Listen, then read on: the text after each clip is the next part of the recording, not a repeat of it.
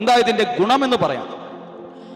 യേശു നാമത്തിൽ നമ്മളൊരു യാത്ര തുടങ്ങുമ്പോൾ, യേശു നാമത്തിൽ തുടങ്ങുന്നെങ്കിൽ ആ യാത്ര അതിൽ തന്നെ യേശുവിലായി, ദൈവത്തിലായി. നമ്മൾ ആ യാത്ര ദൈവത്തിലായി. നമ്മൾ രാവിലെ എഴുന്നേൽക്കുമ്പോൾ യേശു നാമത്തിൽ നമ്മൾ എഴുന്നേൽക്കുന്നു, ജീവിതം ആരംഭിക്കുന്നു എന്ന് പറയുമ്പോൾ ആ ദിവസം നമ്മുടെ ജീവിതം, ആരോഗ്യം യേശുവിലായി.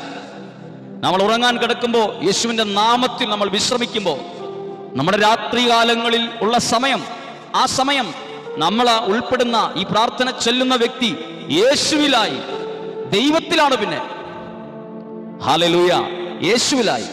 യേശുവിലായി കഴിഞ്ഞാൽ പിന്നെ പരാജയത്തിന് സ്ഥാനമില്ല, പിന്നെ തകർച്ചയ്ക്ക് സ്ഥാനമില്ല, പിന്നെ പിശാചിന് അവിടെ അധികാരമില്ല, പിന്നെ ഒരു അന്ധകാര ശക്തിക്കും അവിടെ നിലനിൽപ്പില്ല. കാരണം അവിടെ ആ വ്യക്തി നിൽക്കുന്നത് യേശു.